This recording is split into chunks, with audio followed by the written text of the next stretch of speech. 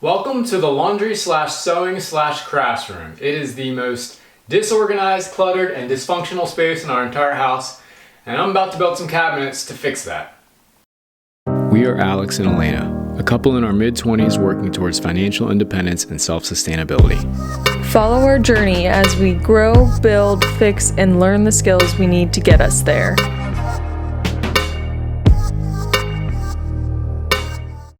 For quite a few years, this room has been in a state that would give anyone with OCD an absolute nightmare. So for this Christmas, my gift to the family was to fix this mess. The room is also really dark because there's no ceiling light fixture. We just have this lamp on a switch. I measured the existing room dimensions and put them into Chief Architect.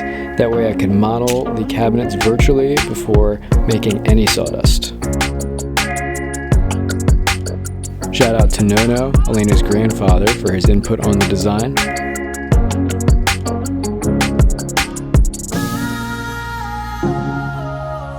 I drilled a hole at the center of the room, only to find out that attic access wasn't really that easy, so I shifted it over a foot where it was easier, and that's okay because the cabinets are on the other side of the room anyway. Definitely make sure to wear a respirator when you're doing this. The best way that I've found to cut through plaster and lath is actually using an angle grinder with a diamond blade. It does make a lot of dust, but it doesn't shake all the lath and plaster apart like a sawzall or jigsaw will.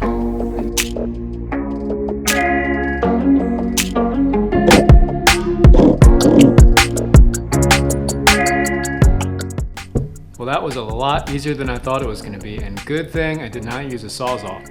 Would have cut through the wire. So you get an idea of what I'm trying to do, this is a switched outlet that was already here, controlled by that light switch there by the door. I am tapping into the wire that runs up the ceiling, over and down. And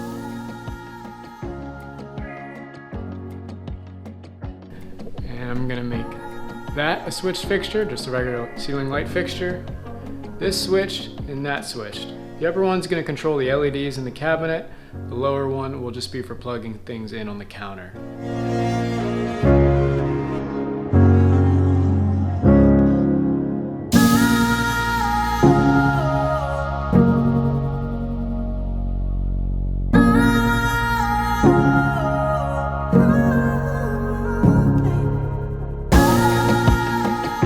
Then I started to make the French cleat to hang the wall cabinets. I really like this simple system for hanging cabinets. After some quick math to figure out my mounting height, the laser allowed us to set it really accurately, and I was able to drive screws through all the studs. This is how I mounted the laser to the wall, and it was a crucial tool in order to get both cleats to the exact same height. You can also see how wavy the wall is by looking at the shims that I have behind this cleat. I made my cut list off the top of my head with just basic math, and I ended up having to adjust like a quarter of these numbers by the time it was all said and done. To break down my sheet goods, I used the Craig AccuCut tool, which I have a separate review on, and I am cutting my plywood on 1-inch foam on top of a 3/4 inch piece of plywood on sawhorses. I decided to assemble the cabinetry with dado joinery to help keep things square while I was dry assembling it before glue and screws.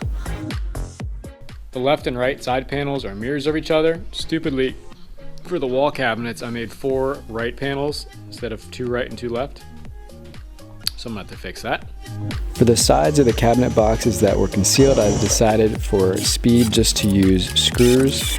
I used 1 5/8 inch coarse screws, and they seem to hold the boxes together plenty strong. Then it was time for the cabinet side of the cleat. I drilled pocket holes to fasten this to the back of the cabinet, and the back panel is actually recessed 3/4 inch so that this cleat is flush with the back edge of the cabinet. A flush trim bit on my router allowed me to trim away the section of the cabinet where the wall cleat is going to interfere.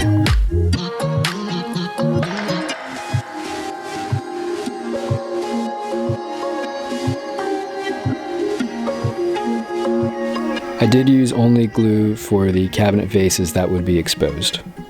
The dado joinery makes these really easy to dry assemble and make any adjustments as you need.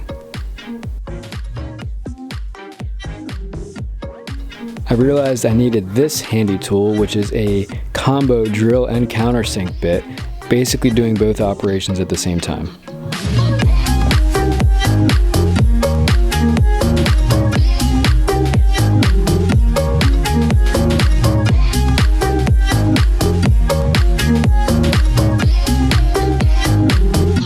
I had to do some scribing on this corner cabinet.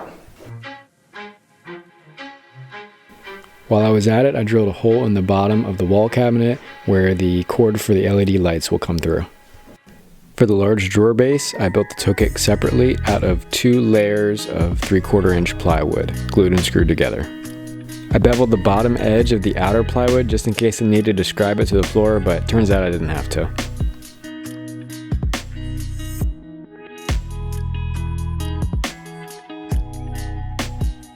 I went with 1.5" face frames, that way I could get 3 strips out of a 1x6 piece of poplar. For joinery on these, it's really nothing special, just pocket holes and a little dab of glue.